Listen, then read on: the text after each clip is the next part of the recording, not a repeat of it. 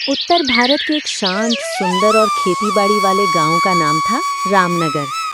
चारों ओर खेत, तालाब, मिट्टी की खुशबू और शांत गलियां थी। गांव वाले मिलजुल कर रहते, एक दूसरे की मदद करते, कोई दुख सुख हो तो सब साथ खड़े रहते। लेकिन इसी मिलनसार गांव में एक आदमी ऐसा था जो गांव की पहचान बन गया था। हरीराम कंजूस। हरीराम की कंजूसी ऐसी थी कि लोग मिसाल देते।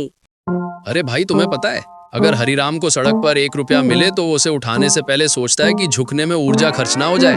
वो चाय बनाते समय दूध की जगह पानी डालता और चीनी इतनी कम डालता कि कप पकड़ते ही चाय खुद पूछे, भाई मीठा कहाँ है? उसके घर में लाइट शायद ही कभी जलती। रात में भी मोमबत्ती काटकर 2 हिस्सों में बांट देता। आधी आज जलाऊंगा, आधी कल। गांव वाले उसकी कंजूसी पर हंसते तो वो कहता, अरे बचत करना सीखो, बचत। पैसा पेड़ पर नहीं उगता। पर उसे देखकर रामू कहता है, पैसा पेड़ पर नहीं उगता, पर इतना भी नहीं कि इंसान सांस पर भी बचत करे। एक दिन हरीराम गांव में साइकिल खरीदने निकलता है। हरीराम साइकिल खरीदने शाम की दुकान पर जाता है और बोलता है, अरे श्याम भाई, एक अच्छा और सस्ता साइकिल दिखाना। ये देखो हरीराम, ये सब अच्छे और बढ़िया साइकिल हैं और सस्ते भी, मात्र 4000 के। अरे बाबा रे बाबा, गरीब की जान लोगे क्या? इतनी महंगी साइकिल दिखा रहे हो? थोड़ी सस्ते साइकिल दिखाओ, 1500 से 2000 तक के बीच में। इतनी महंगी तो मैं इलेक्ट्रिक साइकिल भी ना लूं। अरे हरीराम, अच्छी साइकिल तो 4000 से 5000 तक में आएगी। बाकी मेरे पास 1500 से 2000 तक की भी साइकिल है, लेकिन उसकी कोई गारंटी नहीं है, बड़ी बेकार है, कभी भी टूट सकती है। इसलिए मैं तुम्हें राय दूंगा कि तुम ये वाली साइकिल को लो। अरे मुझे सब पता है कि 1500 वाली साइकिल क्या है क्या नहीं। तुम मुझे मत सिखाओ, मुझे 1500 वाली साइकिल दो। ऐसा बोलकर हरीराम शाम के यहाँ से सस्ती साइकिल ले जाता है।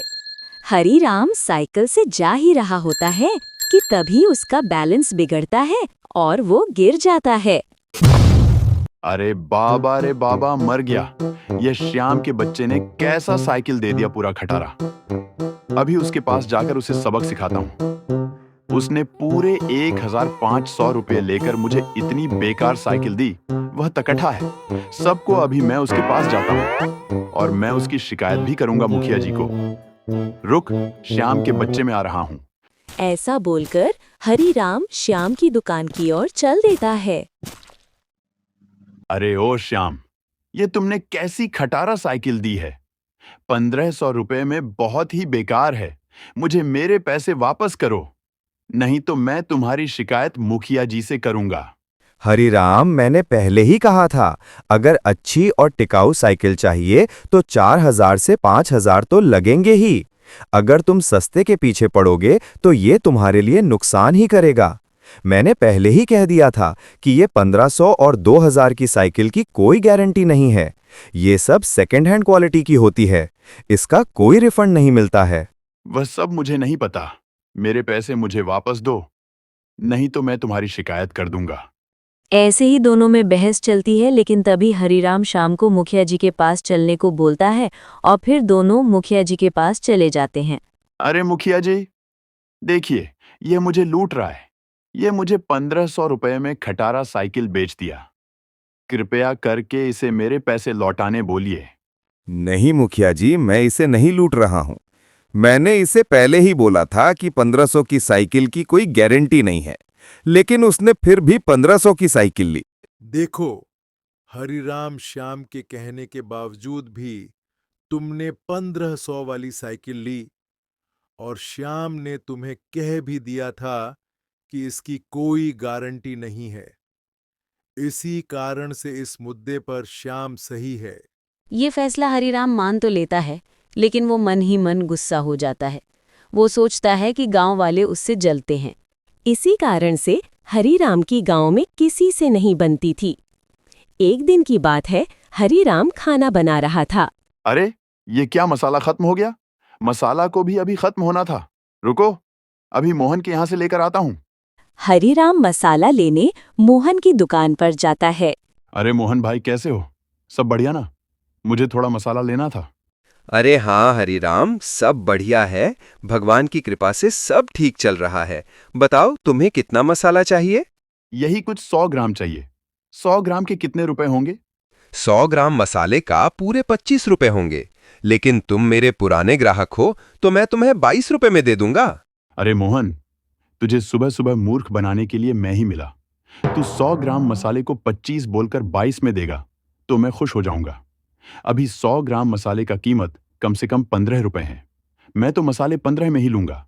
अरे हरिराम, ये तू क्या बोल रहा है? 100 ग्राम मसाले का कीमत अभी 25 रुपए ही है। तुझे यकीन नहीं हो तो तू गांव के किसी भी दुकानदार के पास चले जा, वो तुझे 100 ग्राम मसाले का कीमत 25 देगा। यहां तक कि कुछ दुकानदार तो 100 ग्राम मसाले 30 में बेच रहे हैं। वो सब मुझे नहीं पता। मुझे तो 15 रुपए में ही मसाले चाहिए, नहीं तो मैं किसी और के यहां से ले लूंगा। हाँ तो ठीक है, किसी और के यहां से ले ले। ऐसे भी मुझे तुझे मसाला नहीं देने। हाँ हाँ, मैं जा रहा हूं और फिर कभी आऊंगा भी नहीं इस दुकान में कुछ भी खरीदने। ऐसा बोलकर हरीराम वहां से जाने लगता है। हरीराम की कंजूसी के कारण आए दिन हरीराम के झगड़े होते रहते थे। इस कारण से लोग हरीराम को पसंद नहीं करते थे और हरीराम सोचता कि गांव वाले उससे जलते हैं। एक बार तो हरीराम ने हद ही कर दी। एक दिन गांव में शादी थी, रामपुर में। ये शादी काफी ज्यादा महत्वपूर्ण थी, क्योंकि ये किसी आम आदमी की शादी नहीं, बल्कि ये रामपुर के मुखिया की बेटी की शादी थी। गांव में काम करने के लिए आदमी कम पड़ रहे थे, इसीलिए गांव वालों ने हरीराम को बुलाने का सोचा। कुछ गांव वाले हरीराम की घर की ओर चल पड़े, मगर जब वो हरीराम के घर के पास पहुंचे तो उन्होंने देखा कि हरीराम के घर पर ताला लगा हुआ है और वहां पर एक पर्ची है। एक गांव वाला पर्ची पढ़ता है। गांव वालों में शादी में तुम्हारी मदद करने नहीं आ सकता। मेरे शरीर में दर्द है और मेरा तबीयत खराब है।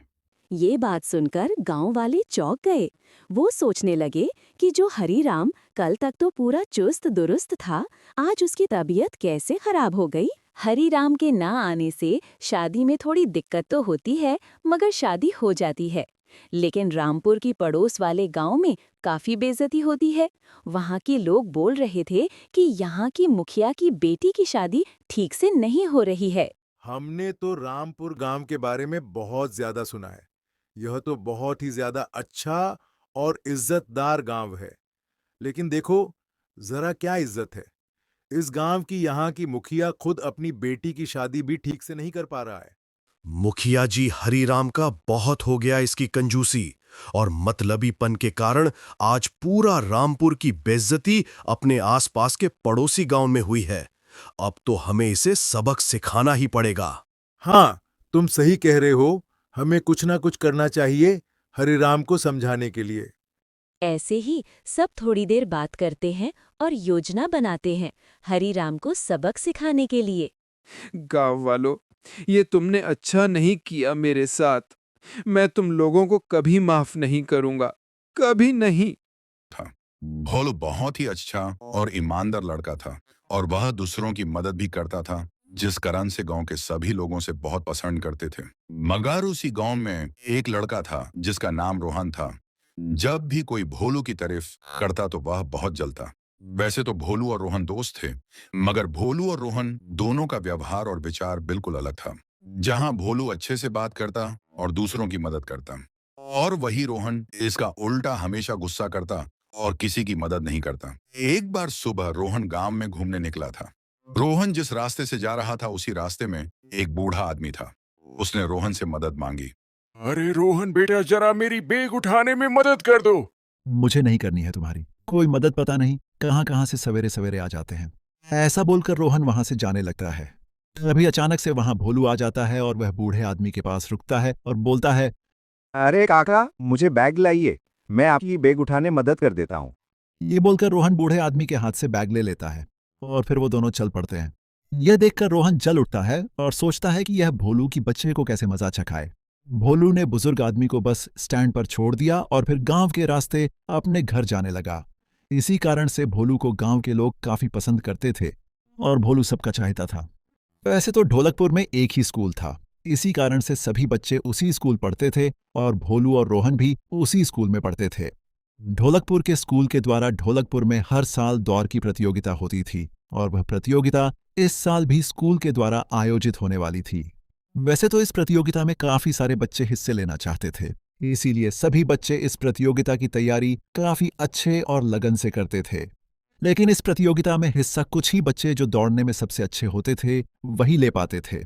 इस साल भी कुछ बच्चों का सिलेक्शन हुआ था जो इस साल दौड़ में हिस्सा लेंगे और जीतने वालों को इनाम मिलेगा।